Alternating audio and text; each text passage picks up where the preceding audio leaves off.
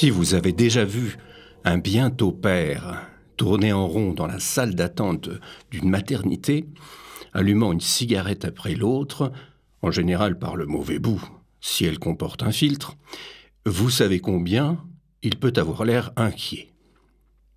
Mais si vous appelez cela de l'inquiétude, vous devriez regarder Jonathan Kinby, qui est en train de tourner en rond dans la salle d'attente d'une maternité. Non seulement Kinby allume ses cigarettes à filtre par le mauvais bout, mais il les fume ainsi sans se rendre compte du goût que cela peut avoir. Car lui, il a vraiment une raison d'être inquiet. Tout avait commencé à leur dernière visite à un zoo. Dernière visite est la formule qui convient, dans les deux sens qu'elle évoque. Jamais plus Kinby n'approchera d'un zoo. Et sa femme non plus. Elle était tombée... Avant, il y a un détail à expliquer, pour que vous puissiez comprendre ce qui s'était passé ce soir-là. Dans sa jeunesse, Kinby avait été un passionné de magie. De vraie magie, pas d'illusionnisme. Malheureusement, les charmes et incantations étaient rebelles à sa voix, même ceux qui se montraient efficaces pour d'autres. Une seule incantation lui réussissait, celle qui lui permettait de changer un humain en l'animal de son choix et, en redisant la même incantation à l'envers, de le ramener à son état initial d'humain. Un homme méchant ou rancunier aurait tiré profit de ce don, mais Kinby n'était ni méchant ni rancunier, et après quelques expériences sur des sujets qui s'étaient portés volontaires par curiosité, n'y avait jamais eu recours. Il y a 10 ans, à l'âge de 30 ans par conséquent, Kinby était tombé amoureux et s'était marié. C'est alors qu'il avait, pour la dernière fois, fait usage de son don, et cela uniquement pour satisfaire la curiosité de sa femme. Il lui avait parlé de la chose, elle ne l'avait pas cru, et l'avait mise au défi de s'exécuter.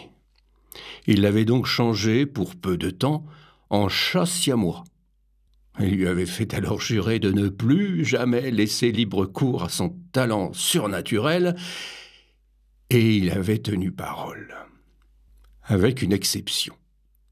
Le soir de leur visite au zoo. Il se promenait, tout seul et sans personne en vue, le long de l'allée menant aux profondes fosses où vivaient les ours. Il voulait voir les ours, mais tous les ours étaient rentrés dans la grotte qui leur servait d'abri pour la nuit. Et c'est alors que, se penchant un peu trop par-dessus le garde-fou, sa femme avait perdu l'équilibre et était tombée dans la fosse. Par miracle, sans se faire le moindre mal. Elle se releva en le regardant et en mettant un doigt sur ses lèvres, tout en indiquant de l'autre main l'entrée de la grotte. Il comprit. Elle voulait qu'il aille chercher des secours sans faire de bruit, de crainte d'éveiller l'ours endormi.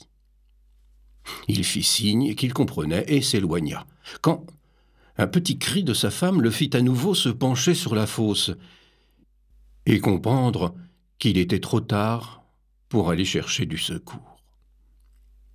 Un jeune grizzly mâle sortait de la grotte. Il grondait.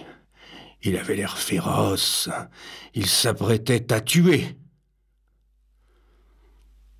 Il n'y avait qu'une solution pour sauver la vie de la malheureuse jeune femme, et Jonathan Kinby fit le nécessaire. Un grizzly mâle ne tue pas une femelle grizzly. Mais il a d'autres idées. Kinby était là, se tordant les mains d'angoisse, témoin malgré lui de ce qui arrivait à sa femme dans la fosse aux ours. Mais après un petit moment, le grizzly mâle rentra dans sa grotte et, prêt à la métamorphoser à nouveau au cas où le mâle réapparaîtrait, Kinby prononça l'incantation à l'envers et rendit à sa femme son apparence normale. Il lui dit de grimper un peu pendant que lui-même descendait et qu'il pourrait ainsi la remonter. Et quelques minutes plus tard, elle était hors de la fosse. Blême et tout tremblant, ils étaient rentrés chez eux en taxi. Une fois rentrés, ils s'étaient promis de ne plus jamais faire la moindre allusion à l'aventure. Il avait fait la seule chose possible, sauf à la laisser tuer par l'ours sous ses yeux. Et c'est vrai, ils n'y firent plus jamais allusion pendant quelques semaines, et alors,